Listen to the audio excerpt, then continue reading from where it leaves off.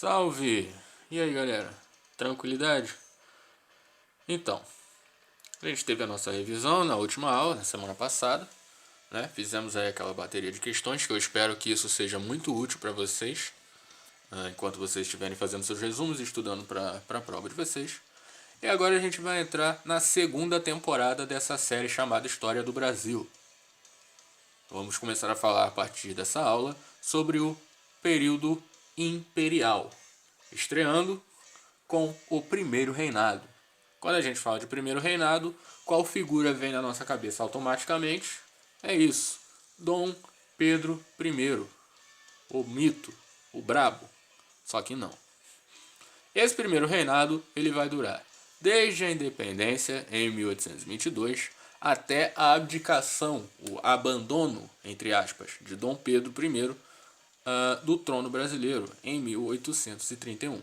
Então, na aula de hoje, de forma bem objetiva, a gente vai entender como aconteceu esse primeiro reinado, ver os principais pontos e as principais características desse período em que Dom Pedro I reinou no Brasil e entender por que ele resolveu abrir mão de ser o imperador da monarquia nas Américas no ano de 1831.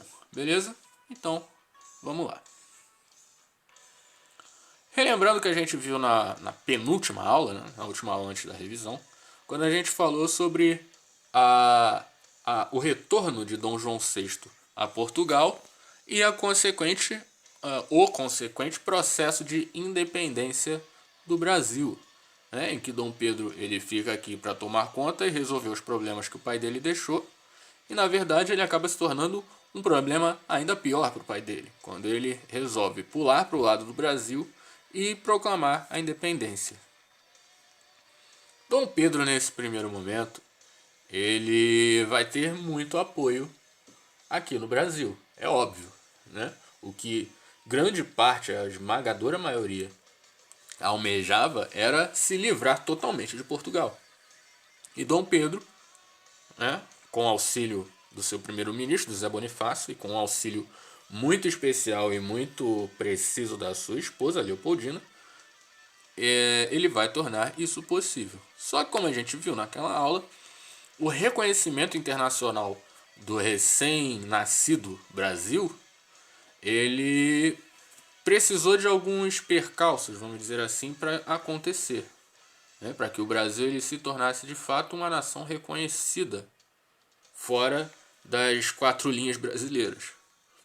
A gente viu naquela aula que o primeiro país a reconhecer o Brasil como país independente foram os Estados Unidos, dentro de uma doutrina política, eu não sei até hoje se o correto é doutrina Monroe ou se é doutrina Monroe, eu não sei como fala esse troço, mas enfim, a gente viu que os Estados Unidos eles tinham aquela política de a América deve ser para os americanos, né? E também os Estados Unidos tinham um interesse econômico em ter mais um cliente, mais um mercado consumidor para comprar seus produtos, que seria o Brasil. A gente viu também que o México foi o primeiro país da América Latina a reconhecer o Brasil, né, já que os outros países que já haviam se tornado independentes e que estavam também ganhando a sua independência na América Latina, na dita América Espanhola, desconfiavam um pouco dessa independência do Brasil porque os outros países se tornaram independentes em repúblicas e o Brasil ainda era uma monarquia, né, mas esse reconhecimento ele viria com o passar dos anos. E a gente viu que Portugal se recusava, né, ficou chateadinho, porque o Brasil se tornou independente e se recusava a reconhecer essa independência do Brasil. A Inglaterra teve que intervir, teve que desenrolar a trama toda e chegaram a um acordo em que o Brasil ele pagaria uma indenização, né, de 2 milhões de libras a Portugal, para Portugal aí sim reconhecer essa independência do Brasil. A partir de então a Inglaterra reconheceu e outros países da Europa também foram reconhecendo o Brasil.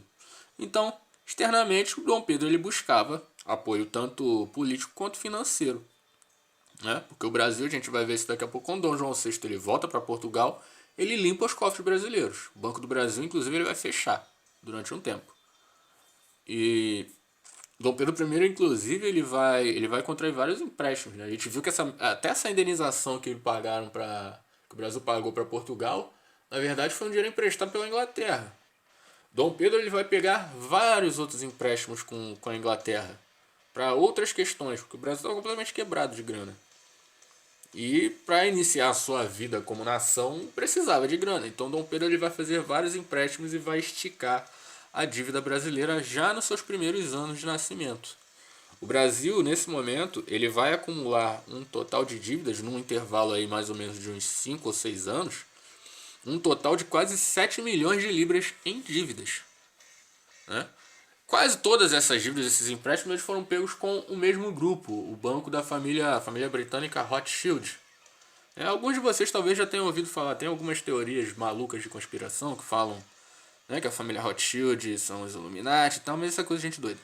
Enfim, mas foi com esse grupo, com essa família inglesa, com os bancos dessa família, que o Brasil pegou a maioria dos seus empréstimos nesse período de Dom Pedro. Dívidas essas, que eu acho que já falei com vocês, que não foram pagas até o presente momento. Dívidas que foram renegociadas, mas não foram pagas ainda. Então, nesse momento, Dom Pedro ele vai tanto buscar esse reconhecimento internacional, como também vai buscar um reconhecimento dentro do próprio Brasil. Porque assim, não pense que Dom Pedro declarou a independência no dia 7 de setembro, e desde o extremo sul do Rio Grande do Sul até o ponto mais alto lá no Amazonas, todo mundo, a gente é o Brasil. Não foi assim que funcionou. Né? Dom Pedro, durante todo o seu reinado, ele vai buscar criar essa unidade nacional, essa identidade nacional. Dom Pedro ele vai tecer a bandeira com as cores da sua família, né? O verde e amarelo da família Bragança, o verde dourado, na verdade, que virou verde e amarelo. Ele vai compor o hino da independência, né? Brava gente brasileira, longe vai, temor servil, ficar a pátria livre e morrer pelo Brasil. Então ele vai compor esse hino para tentar criar esses elementos de identidade nacional. O que não era uma coisa muito fácil, sobretudo porque quem participou muito ativamente desses processos foi a galera daqui do Sudeste, Rio de Janeiro e São Paulo principalmente. A galera do Nordeste, que já estava com um problema sério com os portugueses, né, principalmente a galera de Pernambuco, eles vão se sentir excluídos de todo esse processo, com razão. Né? O Nordeste ele havia empobrecido muito desde o ciclo do ouro. Quando acaba o ciclo do açúcar, acaba não, mas quando deixa de ser o centro econômico, né, Nordeste, por causa do declínio do ciclo do açúcar, e inicia o ciclo do ouro. O Nordeste ele vai empobrecer muito. Então, esses foram alguns fatores que tornaram muito difíceis, né, essa unidade nacional que Dom Pedro tanto buscava nos seus primeiros anos de governo. Como eu disse, Dom Pedro no início ele era muito popular. Dom Pedro é essa figura emblemática aqui que eu coloquei no slide de vocês. Ele era muito popular por conta de todo o processo de independência, ele peitou o próprio pai, coisa e tal. Mas ele tinha apoio principalmente dos grandes fazendeiros, dos grandes cafeicultores, né, dos brasileiros, grandes proprietários de terra. E esses proprietários de terra, né, eles ficaram do lado de Dom Pedro porque eles acharam que finalmente agora eles teriam vez na política brasileira. Né? Agora a gente é uma nação, agora a gente não depende mais dos portugueses, chegou a nossa vez. Então eles começaram a apoiar Dom Pedro muito por esse interesse político. Mas assim, uma nação ela precisa das suas leis. Então uma das primeiras coisas que propuseram no período do primeiro reinado, né, nesse início do primeiro reinado, foi a formulação de uma Constituição. Então para isso você precisava de uma Assembleia Constituinte. E foi o que Dom Pedro fez. Ele convocou uma Assembleia Constituinte, se elegeram, né, alguns parlamentares para poder elaborar essa Constituição. Só que isso daria muito mais problemas do que soluções. A gente vai ver no decorrer desse episódio. Assembleia Constituinte. Essa Assembleia Constituinte era formada principalmente, isso é importante vocês saberem, pela elite de São Paulo, do Rio de Janeiro e de Minas Gerais, né, que eram os centros econômicos ali. A gente vai ter uma ascensão muito grande de São Paulo de alguns anos daí para frente. A Constituição que eles começaram a formular, ela tinha algumas particularidades. Primeiro, eles propuseram a promulgação, a diferença entre promulgação entre Constituição promulgada e outorgada a gente vai ver daqui a pouco. Eu ia falar outorgação, mas eu não sei se essa palavra existe. Enfim. Eles propuseram uma Constituição que tinha um caráter que a gente chama de antilusitano. Eu encontrei essa palavra no livro que eu uso para fazer a aula de vocês, encontrei essa palavra na apostila de vocês e provavelmente vocês vão encontrar essa palavra na prova de vocês, em alguma questão que caia sobre isso, sobre essa Constituição, sobre essa Assembleia Constituinte. O que significaria anti-lusitano? Seria basicamente contra os portugueses, né? É até um pouco autoexplicativo. Repudiava a participação política dos portugueses na política brasileira, na administração brasileira. Essa Constituição proposta pela Assembleia Constituinte em 1823, ela ficou conhecida como Constituição da Mandioca. Por quê? Porque, por ser o voto censitário, e esse voto ele era determinado pela quantidade de mandioca plantada na propriedade para dar direitos políticos. Professor, o que uma coisa tem a ver com a outra? Calma que eu vou explicar. A questão do voto censitário a gente vai ver daqui a pouco, eu acho que no próximo slide. Vou explicar exatamente o que é isso. Para você votar, você tinha que atingir, né? Você tinha que cumprir certos requisitos, vamos dizer assim. O voto censitário basicamente era isso. E eles determinavam esse direito ao voto pela quantidade de mandioca que você tinha plantada na sua propriedade. De novo, o que uma coisa tem a ver com a outra? A mandioca, ela era usada para fazer farinha. E a farinha era o que eles usavam para fazer a comida que eles davam para os escravos. A gororoba lá que eles davam para os escravos não morrerem de fome.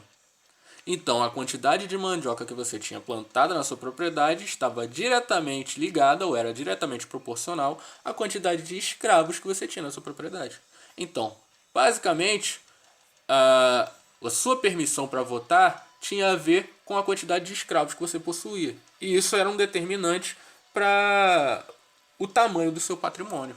Entende? Então, eles simplesmente não quiseram colocar na Constituição que o voto seria permitido de acordo com a quantidade de escravos e colocaram essa ligação indireta aí da quantidade de mandioca plantada na propriedade. Professor, isso é bem idiota. Eu sei. Mas enfim, foi o que eles colocaram na Constituição. Essa Constituição, ela limitava, né, ela propunha a limitação dos poderes do rei e buscava uma maior participação do parlamento no governo. Né? Era algo um pouco semelhante ao que acontecia, por exemplo, na Inglaterra. Aquele governo parlamentar que existe na Inglaterra até hoje, inclusive. Vocês acham que Dom Pedro I ele gostou disso? Gostou dessa ideia? Não, ele não gostou nem um pouco. Dom Pedro I, depois, ele começou a botar as asinhas de fora e perceberam o que ele realmente queria.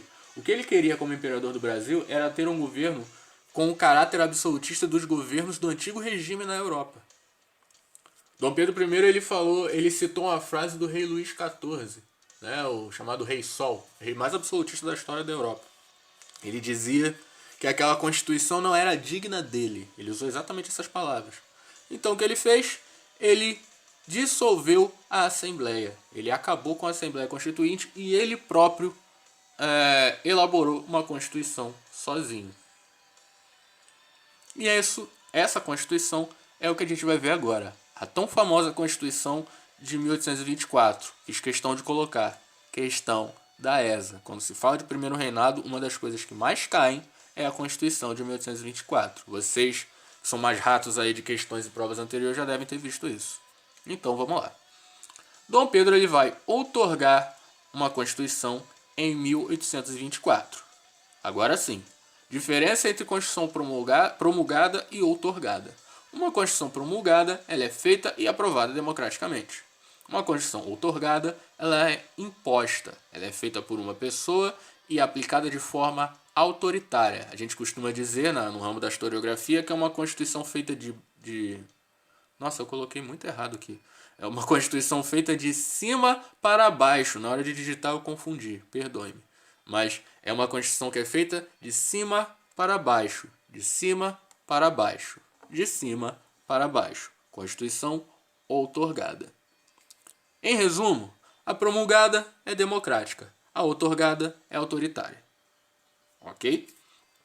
Essa Constituição de 1824, ela sofreu um ou outro ajuste, né, ao longo do Império, mas ela vai vigorar até o fim do Império. Até a proclamação da República, essa Constituição é a que vai valer no Brasil.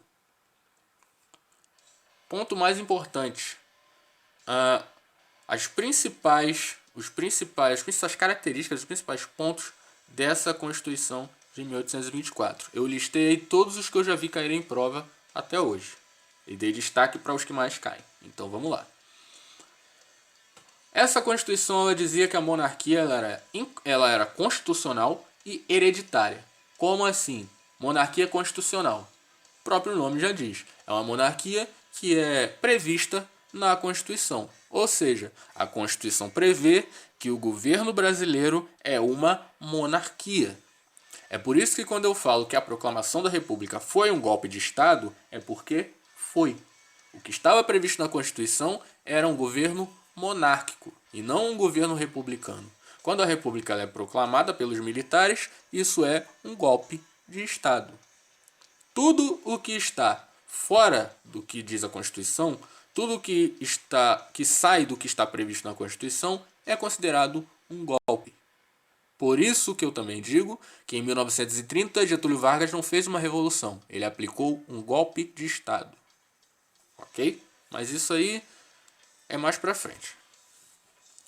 E a monarquia é hereditária, ou seja, de pai para filho. Isso já está mais batido do que qualquer outra coisa.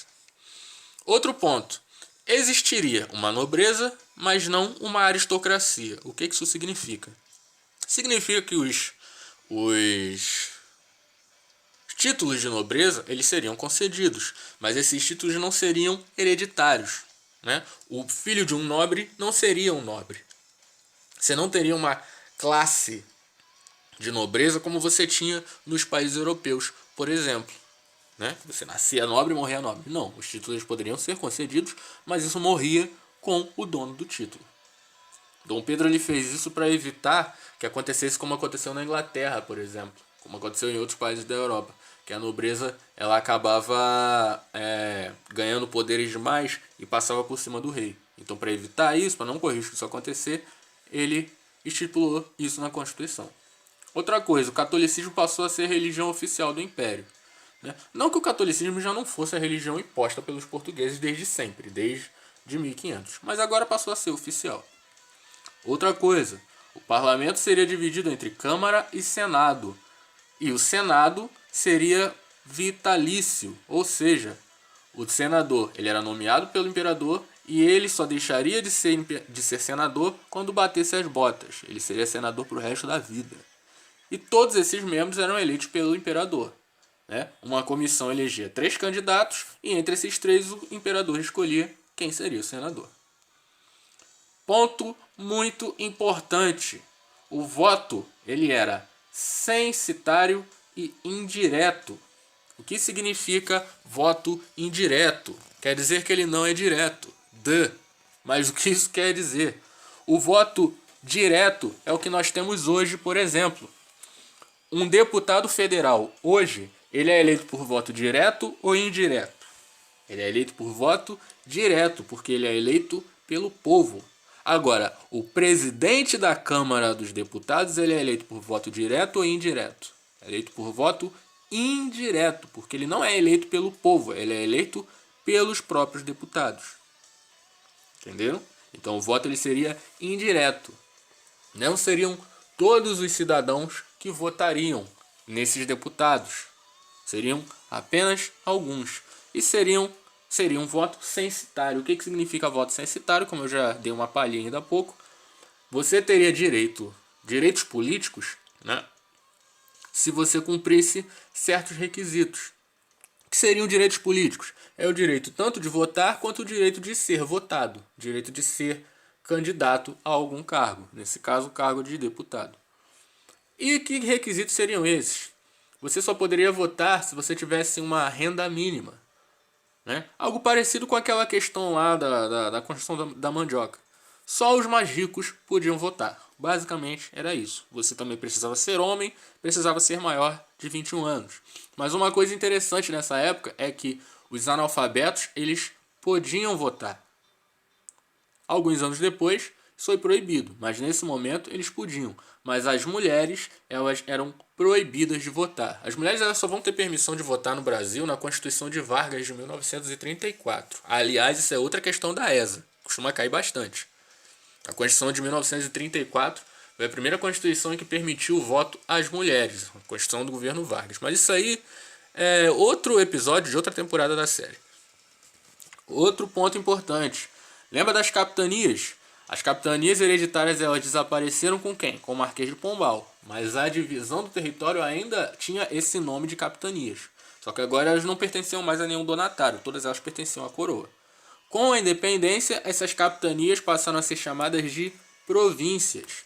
E essas capitanias, elas passaram a ser administradas por governadores. E esses governadores eram escolhidos por quem? Pelo imperador. Bom, o imperador escolhia o senado, escolhia os governadores. Ele queria viver cercado por quem ele quisesse. Administrava quem ele quisesse, quem ele escolhia, né? Queria viver cercado dos amiguinhos dele. Se isso é familiar ou não, enfim, polêmicas à parte. E um último ponto dos mais importantes. A divisão em 4 poderes. Poder executivo, poder legislativo, poder judiciário e poder moderador. Isso está em vermelho, em negrito e está sublinhado, não é por acaso. Poder moderador. A maioria das questões que vocês vão ver sobre o primeiro reinado, sobre a Constituição de 1824, vai estar falando dessa desgraça desse poder moderador. O que era isso? Basicamente, era o que dava total e absoluto poder ao imperador. Ele tinha o direito, segundo o poder moderador, de interferir em tudo. Ele tinha direito de interferir no executivo, de interferir no legislativo e de interferir no judiciário. Ele tinha o poder de criar leis, de acabar com leis, de criar impostos, de extinguir impostos, de criar cargos, de acabar com cargos, de eleger governadores, de eleger senadores. Ele mandava em tudo.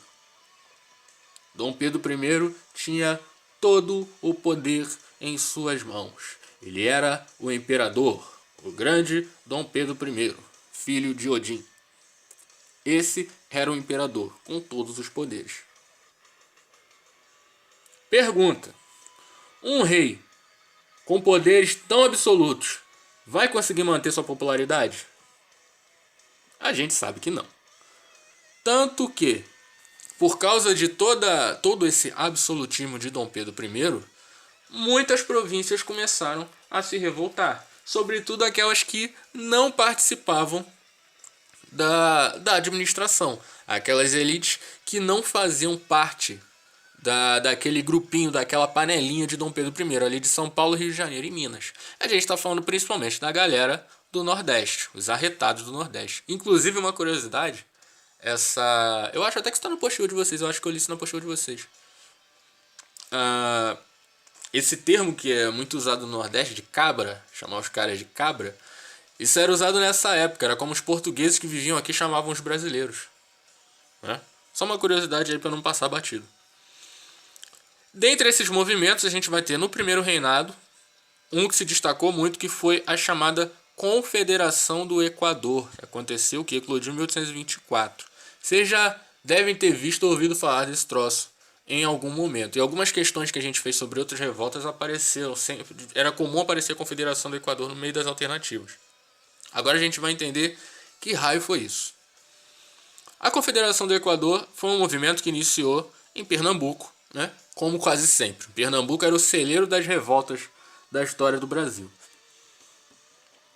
Foi um movimento separatista, de caráter republicano, motivado principalmente pela dissolução da Assembleia Constituinte e a desigualdade regional do Nordeste em relação ao Sudeste, e a eleição dos governadores feitas pelo imperador. Além dessa questão toda de acabar com a Assembleia Constituinte e do Nordeste não ter nenhuma participação na política, a galera não gostou muito do cara que foi eleito como governador, né, da província de Pernambuco. Eu tô caçando o nome dele aqui porque agora me falhou na memória. Paz Barreto. Né? Tinha me esquecido o nome do cão. Paz Barreto foi o cara escolhido pelo imperador para ser governador e a galera não ia muito com a cara dele. Então, juntaram todos esses fatores e se iniciou um movimento. Os principais líderes desse movimento vão ser o Manuel de Carvalho Andrade e o famoso Frei Caneca. Inclusive tem um teatro em São Paulo que leva o nome dele. Os dois tinham participado também da Revolução Pernambucana. O Frei Caneca, por muito custo, não foi assassinado naquela época. E o Manuel Andrade, ele foi para os Estados Unidos e voltou alguns anos depois da independência. Então eles foram dois dos líderes de maior destaque desse movimento. O movimento ele iniciou em Pernambuco e logo ele começou a se espalhar no Nordeste. Outros estados que também aderiram ao movimento foi o estado do Ceará, o estado da Paraíba e o estado do Rio Grande do Norte. Eu coloquei aqui destacado Essa foi uma das primeiras, eu não me recordo agora se foi a primeira mesmo, mas foi uma das primeiras bandeiras do estado do Pernambuco, né? Essa bandeira foi elaborada em 1911. E essas três estrelinhas aqui, elas representam exatamente esses estados do Ceará, da Paraíba e do Rio Grande do Norte. Foi uma, vamos dizer, uma homenagem que o estado do Pernambuco fez a esses três estados por conta desse apoio, vamos dizer assim, na Confederação do Equador. Então eles se juntaram, iniciaram uma revolta, uma guerra civil, e o objetivo deles era declarar a independência, né, daquela região que englobava esses estados ali no Nordeste. E eles até conseguiram apoio de algumas outras províncias do Brasil e até algum apoio internacional. Só que assim, é óbvio que Dom Pedro I não ia deixar isso barato. Então, como sempre aconteceu na história do Brasil, ele vai reprimir esse movimento e todo mundo que fez parte foi condenado à forca. Só que uma curiosidade, o Frei Caneca, ele era um cara tão popular nessa época que ninguém queria matar o cara. Né? O cara que era responsável pela forca, ele se recusou a enforcar o Frei Caneca. Tanto que ele teve que ser fuzilado. Né? O Dom Pedro teve que mandar outra pessoa fuzilar o cara. Mas no final das contas, todo mundo foi assassinado. Então a Confederação do Equador, né, não foi nenhum bicho de sete cabeças. Não foi nada tão diferente dos outros movimentos, das outras revoltas emancipacionistas, das outras guerras civis que a gente teve ao longo da história do Brasil colonial. Um outro conflito, agora não foi uma revolta, foi sim uma guerra, lembrando da diferença, né? Revolta são guerras internas, são conflitos internos, e as guerras são conflitos que envolvem outras nações. A gente teve a Guerra Cisplatina, né? Entre 1825 e 1828. Se lembram, na aula falando sobre o período joanino, que a gente falou que o Dom João VI, ele se envolveu, ele se intrometeu num conflito que aconteceu na província Cisplatina e anexou a província Cisplatina, que hoje é o Uruguai, ao território brasileiro, né? Então, até esse momento, o Uruguai ainda pertencia ao Brasil. Era chamada província Cisplatina. Só que assim, a galera de lá, a galera lá da Cisplatina, do Uruguai, eles não estavam afim de fazer parte do território brasileiro. Eles não queriam ser brasileiros. Não queriam fazer parte da nossa festa aqui. O que eles queriam mesmo eram fazer parte das repúblicas do Rio da Prata, que era a atual Argentina. Então eles iniciam um movimento para se emancipar do Brasil. Dom Pedro I, como já tinha feito lá no Nordeste, ele também não deixa isso barato. Só que ele não tinha recursos. Lembra que o Brasil estava quebrado de grana? Pois é. Ele não tinha recursos e ele não tinha um exército para entrar nessa guerra. Então todo mundo foi contrário ao envolvimento do Brasil nessa guerra. Só que ele não quis saber. Então o que ele fez? Ele contratou alguns mercenários, contratou alguns combatentes estrangeiros e ele promoveu o que a gente chama de recrutamento forçado. Ele obrigava as pessoas a entrar no exército e lutar nessa guerra. Galera lutando de má vontade, qual vocês acham que foi o resultado? O Brasil tomou várias surras nessa guerra, durante esse período dessa guerra. Muita gente vai morrer, muitos prejuízos, a guerra sempre deixa prejuízos. E depois de alguns anos de conflito, a Inglaterra, logicamente com interesses econômicos, ela vem para propor uma trégua entre essa guerra. Qual era o interesse econômico da Inglaterra nisso tudo? Porque a Inglaterra ela tinha um comércio muito aquecido, que passava ali pela rota do Rio da Prata. Com a guerra acontecendo, esse fluxo de mercadorias inglesas acabou parando. Não tinha como você vender nada no cenário de guerra. Então eles precisavam que aquela guerra acabasse logo. Né? Então o interesse da Inglaterra nessa trégua foi exatamente esse. Com a trégua, com o acordo assinado nessa trégua, o Uruguai deixou de ser território brasileiro. Esse episódio, inclusive, né, eu destaquei aí, ele foi o pontapé inicial para que o exército brasileiro começasse a se afastar, a se distanciar do império. Né? Durante o período imperial, tanto o primeiro quanto o segundo reinado, o exército ele vai diversas vezes se mostrar contrário a algumas atitudes do imperador. Tanto é que o golpe da proclamação da República ele foi aplicado por quem? Pelo exército, pelos militares, né? Não foi à toa. Então, a Guerra Cisplatina ela acabou se desdobrando nisso, né? Na perda, entre aspas, do território que hoje é o Uruguai. Além disso tudo, o Brasil passava por problemas econômicos que já eram antigos e alguns problemas políticos. Como eu disse no começo da aula, Dom João VI, quando ele voltou para Portugal, ele levou todo o ouro que ele tinha trazido para cá. Toda a grana que ficava no Banco do Brasil, ele levou. Tanto que o Banco do Brasil ele vai falir em 1829 por conta disso. Por causa desses problemas todos econômicos, o Dom Pedro ele começa a emitir muita moeda. Ele começa a aumentar muito a circulação, a produção e circulação de moeda no Brasil.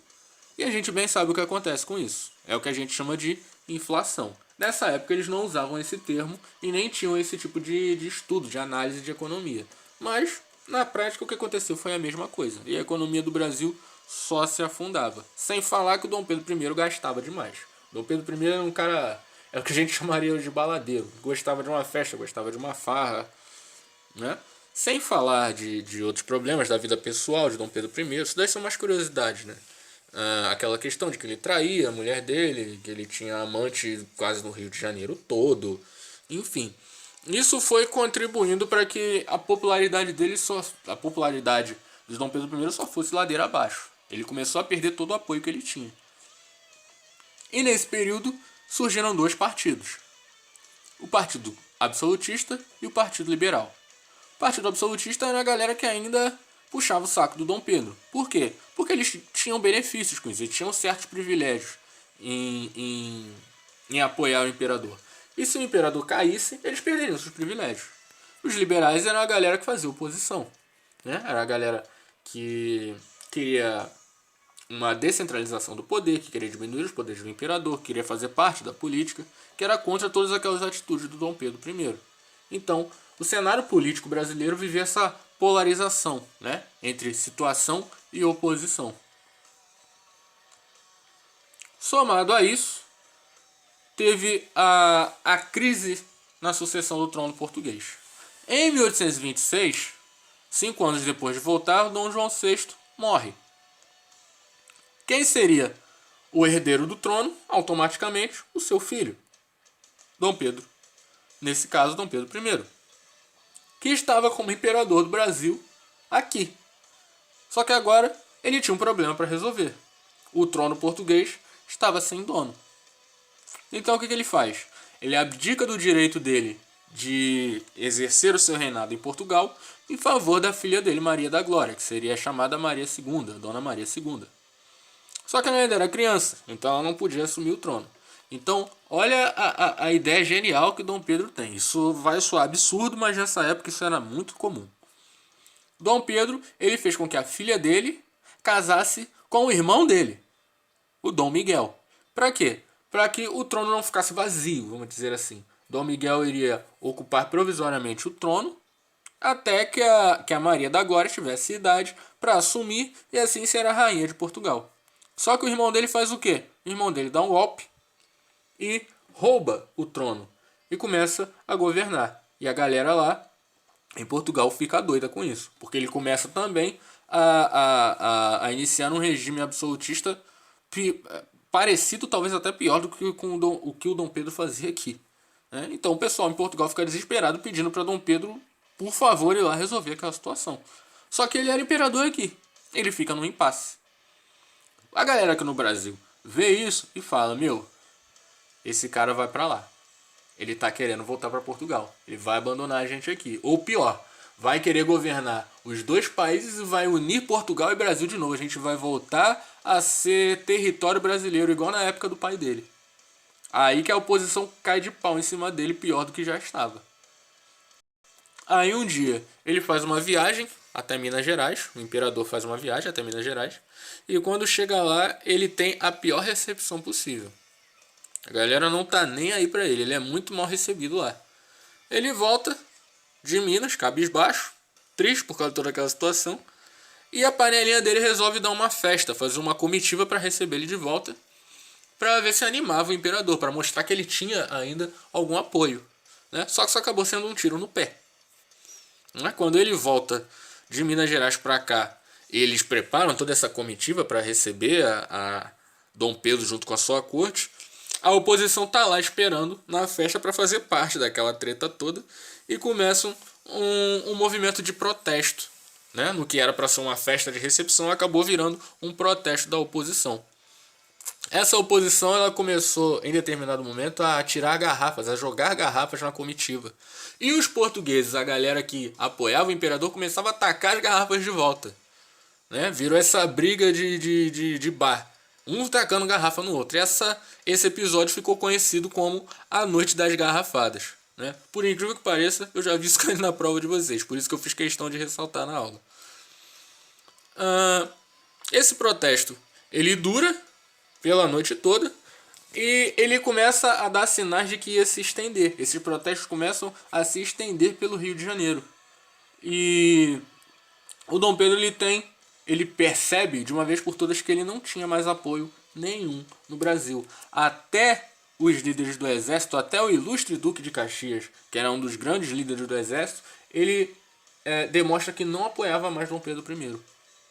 Então, diante disso, ele não tem alternativa, ele desiste de governar o Brasil, ele abdica do trono brasileiro em favor de seu filho, Pedro de Alcântara, que na época tinha 5 anos, e volta para Portugal para assumir o trono português. Chegando lá, ele resolve aquela situação, ele dá um jeito no irmão dele e assume o trono de Portugal e se torna Dom Pedro IV. Em Portugal ele era chamado Dom Pedro IV. Não vai durar muito, ele vai morrer poucos anos à frente disso, em 1836 ou 34, se eu não me engano. Dom Pedro I ele vai falecer de pneumonia, pelo menos é o que dizem. Mas enfim, isso é outro assunto. Mas quando ele sai daqui e deixa o trono para o seu filho, que ainda era uma criança de colo, praticamente, de 5 anos, inicia no Brasil o que a gente vai chamar de período regencial. Mas isso vai ser assunto para a nossa próxima aula. Beleza? Então, ficamos por aqui. Até a próxima. Qualquer dúvida que vocês tenham sobre esse assunto, não deixem de me mandar. Daqui a pouco eu mando a correção das questões. Valeu!